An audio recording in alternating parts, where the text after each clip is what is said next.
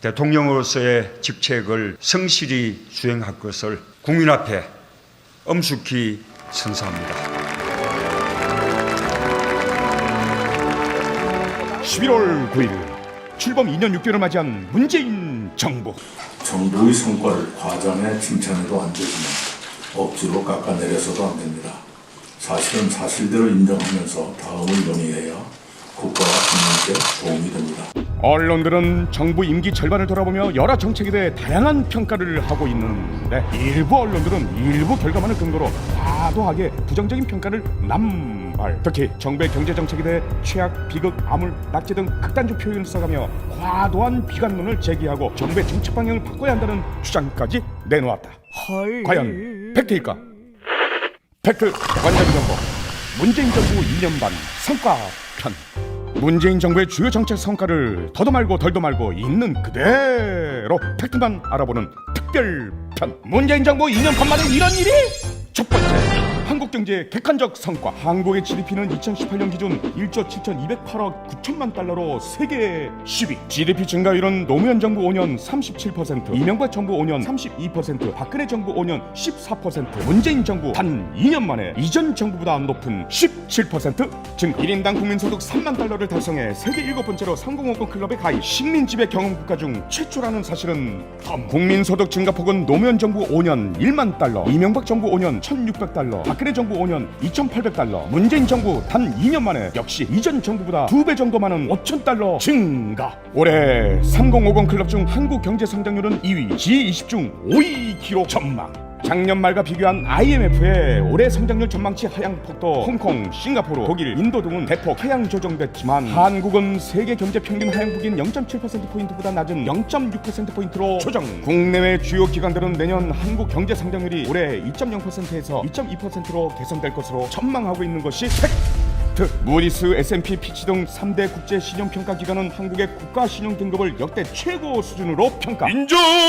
국가 부도 위험을 나타내는 CDS 프리미엄은 2009년 글로벌 금융위기 이후 최저 수준 기록. 지난 6월에는 사상 최저 금리로 15억 달러 규모의 외평채 발행에 성공. 외환 보유액은 2011년 말 3,064억 달러, 2015년 말 3,680억 달러, 2019년 10월 4,063억 달러로 사상 최대. 외환 보유액 규모는 세계 9위로 양호한 상태. 단기 외채 비율은 34.7%로 중국 36.6%, 인도네시아 43.3%, 아르헨티나 101.5%, 터키 123.1%보다 역시 양호한 상태. 재정 건전성은 OECD 34개국 중 4위, GDP 규모 상위 12개국 중 2위로 세계 최고 수준. 한국의 GDP 대비 일반 정부 부채 비율은 40.1%로 OECD 국가들 가운데 4위로 낮은 상태. 한국의 GDP 대비 국가 채무 비율은 2016년 36%에서 2018년 35.9%로 하락. 영국의 파이낸셜 타임스는 한국의 확장적 재정 정책을 다른 국가들에 대한 모범 사례로 평가. IMF 총재는 한국과 독일 등을 재정 여력이 충분해 재정 확대로 경기 대응을 할 수 있는 국가로 지목. 세계 경제 포럼 국가 경쟁력 평가에서 한국의 순위는 지난 2년간 연속 2단계 상승, 전 세계 13위를 기록했는데 특히 거시 경제 안전성 2년 연속 1위 기록.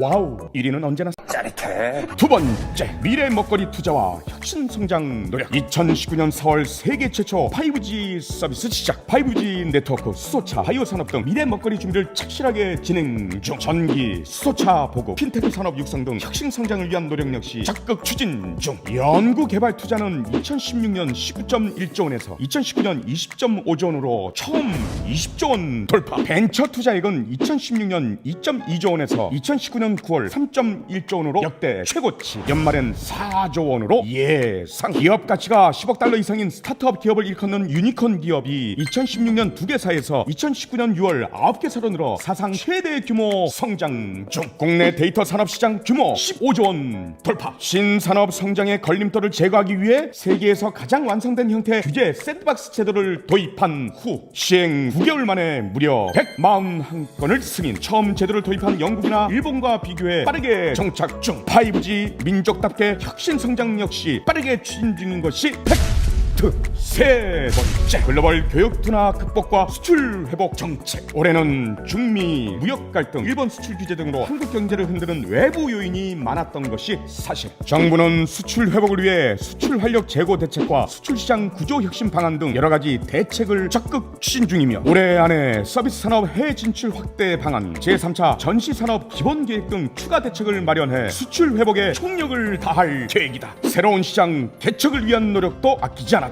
영내 포괄적 경제 동반자 협정 RCEP, 아시아 태평양 지역을 하나의 자유무역 지대로 통합하는 세계 최대 메가 FTA로 11월 4일 RCEP 정상회의에서 인도를 제외한 15개국은 협정문 타결을 선언하고 내년에 서명키로 합의. 전 세계 GDP의 3분의 1, 전 세계 인구의 2분의 1, 전 세계 교육의 3분의 1을 차지하는 거대 경제 블록 구축을 통해 교역 투자 활성화 및 수출 시장이 다변화되고 우리 기업들에게 큰 도움이 될 것으로 전망된다. 신북방, 신남방 정책을 지속적으로 추진하고 RCEP, 한인도네시아 세파, 한중미 FTA, 한이스라엘 FTA 등 4대 FTA 체결을 통해 대한민국의 경제 지평을 크게 넓힌 것이 팩트. 정부는 일본의 수출 규제를 계기로 수출 규제 세계 품목인 소재, 부품, 장비에 대한 국내 생산 능력을 조기에 확충하고 수입국 다변화에 나서는 등 한국 경제 자생력 상승을 위해 전력을 기울이고 있는 것도 팩트. 위기를 기회로 전환하는 정부 정책.